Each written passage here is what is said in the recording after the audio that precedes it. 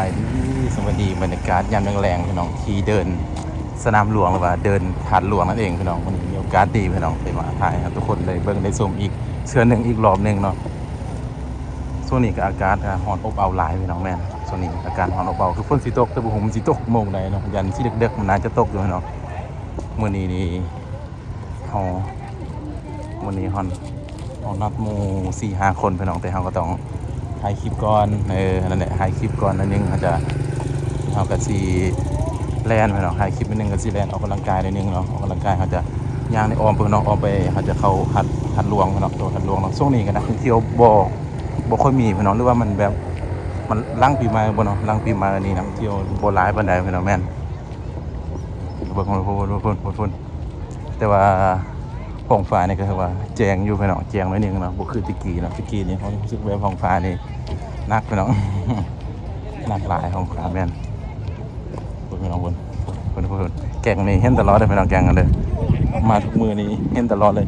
คนมานำรังกันหลายเท่าเนาะเป็นมานำรังเขาหลายเลยมานำรังเขาคนยังหลายอยู่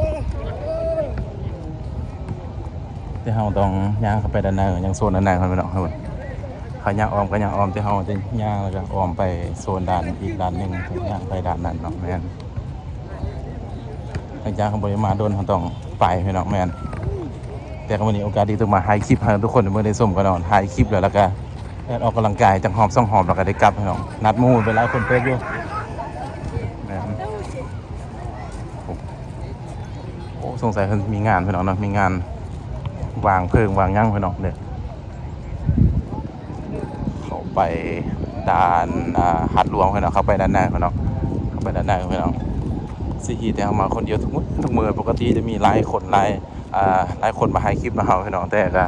มาผู้เดียวมันก็จักซี่งอมๆเงาๆเนาะคันมาหลายคนมีหมู่มีคู่นี่ก็ได้ยอกบางคนก็ ยอกก็แซ่บผู้สาวไปพี่น้องก็ตามภาษาพี่น้องตามภาษาคนโสดให้จะได้สั่นเลาะพี่น้องให้จะได้กระไดเนาะให้เบิ่งพี่น้องสิเฮาเบิ่งพูดผู้แซ่บผู้สาวเริ่มหลายพี่น้องพูดพี่น้องหลายบ่พูดนั่นแหละลายพี่น้องโคเซียนทุกสาวกันลายเบาแถวกันลายพี่น้องเดี๋ยวกันฟังกันซูมฝั่งนี้ครับเบิ่งเด้อซูมสาวหา FC ได้เบิ่งกันนี่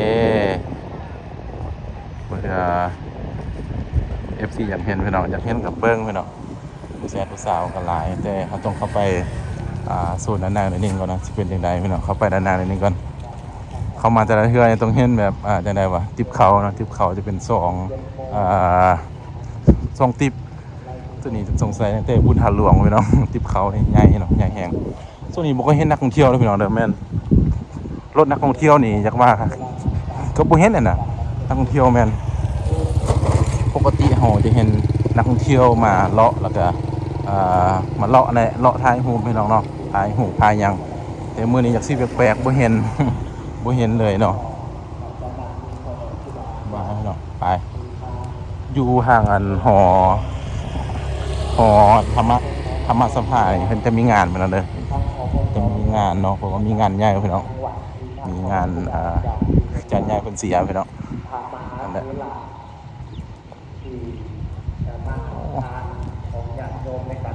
มาคนเดียวพี่น้องมาคนเดียวก็จักสิว่าจังได๋เนาะจักเว้าแด้บ่อยากเว้าแด้เนาะงอมเงาจังได๋เนาะมาคนเดียวงานพี่น้องเห็นบ่งานเพิ่นจัดอยู่ชั้น2ของภายในเพิ่นมีงานใหญ่เลยพี่น้องก็เลาะเบิ่งบรรยากาศพี่น้องเบิ่งบรรยากาศค่อยค่ำยามแรงที่หาดหลวงพี่น้องตัวนี้เฮาอยู่เดินหาดหลวงนี่เนาะแม่นตัวนี้อยู่เดินหาดหลวงแม่นเลาะเบิ่งหน่อยนึงแล้วก็สิได้ออกกำลังกายไปแล้ว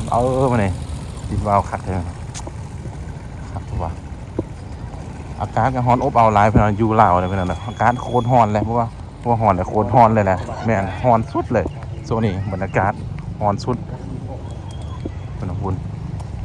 ตัวนั้นก็คือวัดหาดลงไต่พี่น้องนะมาด้านนี้คือวัดหาดลงเหนือพี่น้องแม่นเขาจะมี2วัดพี่น้อง2ฝั่งเนาะคือก็น่าจะฮู้ดีเนาะให้อยู่เวียงยังก็ยังฮู้ดีพี่น้องแต่ FC ฝั่งไทยหรือว่าต่างประเทศนั่นเพิ่นก็บ่เคยมาหยังเลยพี่น้องก็อาจจะถ่ายให้เบิ่งเนาะถ่ายบรรยากาศให้เบิ่งทุกคนได้เบิ่งได้ชมแม่นรู้สึกแบบแรกๆมันก็ร้อนอบอ้าวแล้วก็มี มีลมพัดอยู่เป็นบางส่วนบางจุดบางบอนพี่น้องมันบอกมันคือเก่ายังงามคือเก่าพี่น้องเป็นสิหายเลยก็เนี่ยงามคือเก่าเนาะบอกพี่น้องคากบ่นั่นแหละอันนั้นคือนี่วัดหาดหลวงไตพี่น้องเด้ออีกฝากนึงเนาะมาก็คือเดินหาดหลวงหรือว่าหาดหลวงเครื่องกลางไปกับวัดหาดหลวงเหนือพี่น้องแม่นหาดหลวงเหนือเรากับปีเขาเนาะมันจะมีปีพี่น้องเด้อสิหายปีเด้อบางคนน่ะนักท่องเที่ยวหรือว่าครับบ่เคยมาพี่น้องเด้อสิหายสู้ปีให้เบิ่งเด้อปีสิสู้ปีให้เบิ่งเด้อปีตัวนี้เนาะครับบ่เคยมาเนาะบางคนบ่เคยมาเนาะมีจะมีปีนะพี่น้องเนาะนี่มีปียังครบสุดเนาะฮอพิพิธภัณฑ์พี่น้องตอนเช้า8เปิด8 โมงพี่น้องปิด5 โมงพี่น้องเด้อนี่คนลาวพี่น้อง 5,000 กีบคนต่างประเทศ 30,000 กีบพี่น้องเด้อนี่เบิ่งเรียบร้อยพี่น้องนี่เห็นบ่สู้ของเบิ่งเรียบร้อยเนาะเอาพี่น้องเรียบร้อยให้เบิ่งเรียบร้อยพี่น้องเด้อบางคนได้มาก็จะลืมพี่น้องเด้อมาอ่านเบิ่งปีก่อนเขาพี่น้องคนลาว 5,000 คนต่างประเทศ 30,000 กีบพี่น้องแม่นจะเป็นงานใหญ่พี่น้องเด้อเป็นงานใหญ่งานยังอะไรพี่น้องอยู่ด้านในเนาะ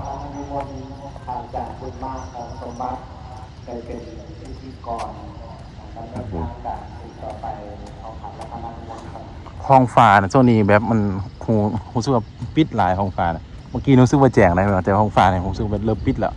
บ่ปิดหลายแล้วเนาะห้องฟ้านะแม่นปิดเลยแหละว่าปิดหลายเลยปิดเลยนะห้องฟ้านี่แม่นมาไปลองมาออกกำลังกายเหมือนการยามแรงๆนำกันเนาะบุฮูว่าเวลา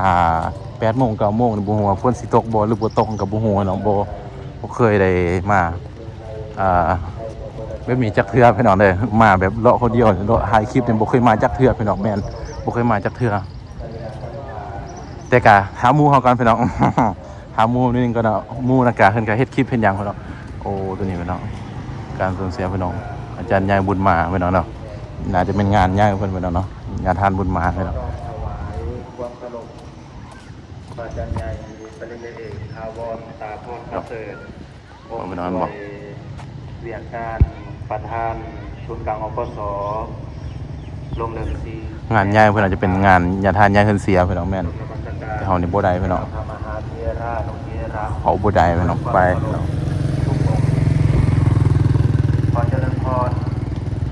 โอ้มีใครเลกพี่น้องโอ้บรรยากาศยามแรงๆยามแรงๆพี่น้องโอ้มีใครเลกอีกได้พี่น้องบ่ฮู้สิซื้อเลกยังเนาะนี่เขาว่าซิมาแลนด์ว่าลมพัดเป็นตะนาวเนาะลมพัดพี่น้องลมพัดนี่คักกว่าได้ลมพัดนะบรรยากาศยังแรงกะลมแห้งแล้วก็เป็นตะนาวเนาะมาหน่อยเนาะเย็บเนาะลมพัดบึดบัดบึด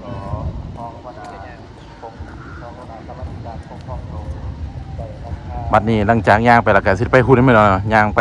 ฝักขัวพี่น้องออม5ฝักสายเนาะนั่นแหละไอ้วันนี้นะเขาจะย่างออมเลยนะมื้อนี้นะแม่นเขาจะให้คลิปย่างออมเลยหลังจากบ่ได้หายดนเนาะมาแต่ละเทื่อก็หายอยู่บริเวณแถวนี้แหละแม่นวันนี้หายแล้วก็ย่างไปเลยพี่น้องสู้มื้อเช้า อีกแล้วตายให้พี่น้องตายกับผู้ชายผู้เช้าเนี่ยบ่ตายคนอื่นเนาะคำแก้วก็ว่ากันอีกไม่พี่น้องจะมาตายเป็นผู้สาวพี่น้อง